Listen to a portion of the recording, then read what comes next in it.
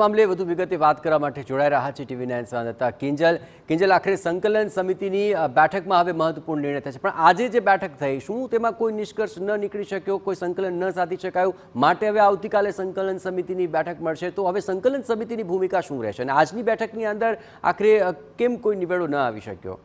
કિંજલ, જયેશ થોડુંક અહીંયા સમજવામાં ફેર છે। જે વાત આપણે આગામી જે બુલેટિનમાં કરી હતી, આપણે આપણા દર્શકોને જણાવ્યું હતું કે જે નારાજગી છે તે સમાજની એ નારાજગી છે કે આખરે ભાજપના નેતાઓ જાતે નક્કી કરી રહ્યા છે। ક્ષત્રિય સમાજના જે નેતાઓ છે, ક્ષત્રિય સમાજના ભાજપના જે આગેવાનો છે તે એમની જાતે સંમેલન કરી રહ્યા છે અને એવું કહી રહ્યા છે કે માફી માંગી છે, માફી સ્વીકાર નથી। વાત આગળ ચાલુ રાખીશું, પરંતુ આપ જોઈ શકો છો કે આઈ.કે. જાડેજા અહીંયા આવી ચૂક્યા છે અને હાલમાં કંઈ કહેવાનો ઇનકાર કરી રહ્યા છે, પરંતુ જે ભાજપના નેતાઓ છે, આ જે ક્ષત્રિય સમાજના નેતાઓ છે, આ ક્ષત્રિય સમાજના નેતાઓ આવતીકાલે સંકલન સમિતિ છે, સંકલન સમિતિની સાથે બેઠક છે તે કરવાના છે। જયેશ, આ જ ફોર્મ્યુલાની વાત આપણે કરી રહ્યા હતા। સંકલન સમિતિ એટલે કે એ સંકલન સમિતિ કે જે રાજપૂત સમાજ દ્વારા તૈયાર કરવામાં આવી છે। સતત એક બાદ એક જે નેતાઓ છે તે બહાર આવી રહ્યા છે, ચાહે બળવંતસિંહ રાજપૂત હોય કે કેસરીસિંહ હોય, અને સતત જે નેતાઓ છે તે બહાર આવી રહ્યા છે। હાલાકી કંઈ પણ કહેવાનો ઇનકાર છે તે કરી રહ્યા છે। રાજવી પરિવારની નારાજગી દૂર થશે? રાજવી પરિવારો બધા જ નારાજ છે।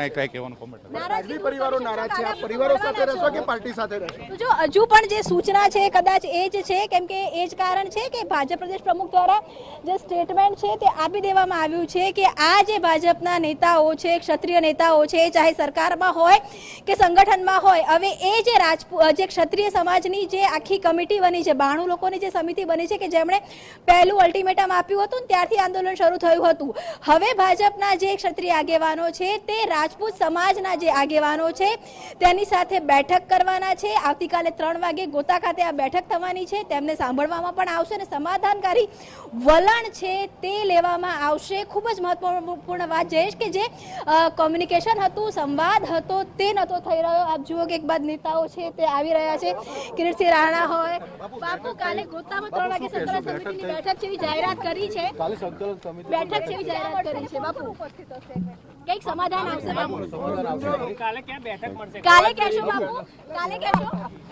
જો હાલમાં આ એક વાત છે કે તમામ લોકોને કંઈ પણ નહીં કહેવાની અત્યારે પણ સૂચના હશે, અને એ જ કારણ છે કે આ જ નેતાઓ છે, કિરીટસિંહ રાણાની વાત કરવામાં આવે કે પ્રદીપસિંહ જાડેજાની વાત કરવામાં આવે કે ભૂપેન્દ્ર ચુડાસમા કે આઈ.કે. જાડેજા, કાલે ક્ષત્રિય સમાજના ભાજપના આ જ જે નેતાઓ છે તે ક્ષત્રિય સમાજના જે હોદ્દેદારો છે, આગેવાનો છે, તેમની સાથે મળશે અને વાતચીત છે તે કરશે। કેટલાક જે નેતાઓ છે તેમને મળવાનો પ્રયાસ કરી રહ્યા છે, પરંતુ હજુ સુધી કોઈ પણ જે નેતા છે તે આ ખુલીને વાત કરી રહ્યું નથી। બિલકુલ જે કહી શકાય કે ન કહેવાની મુદ્રા, આ જ મુદ્રા ગઈકાલથી જોવા મળી રહી છે। પરંતુ હા, ચોક્કસ છે જે ફોર્મ્યુલાની રાહ જોવાઈ રહી હતી કે આખરે સંવાદ થવો જોઈએ, ભાજપના જે નેતાઓ છે તેમને જવાબદારી આજે પહેલી વખતે સત્તાવાર જવાબદારી સોંપવામાં આવી છે કે તમે સમાજ વચ્ચે જાઓ અને સમાજને સાંભળો, અને પહેલું કદમ છે ક્યાંક ને ક્યાંક આજે 9 દિવસ પછી ભાજપ દ્વારા ઉપાડવામાં આવ્યું છે, અને તેની અસર આવતીકાલે જોવા મળશે કે આખરે સમાજના જ્યારે આગેવાનોને તે મળશે ત્યારે કેવા પ્રકારની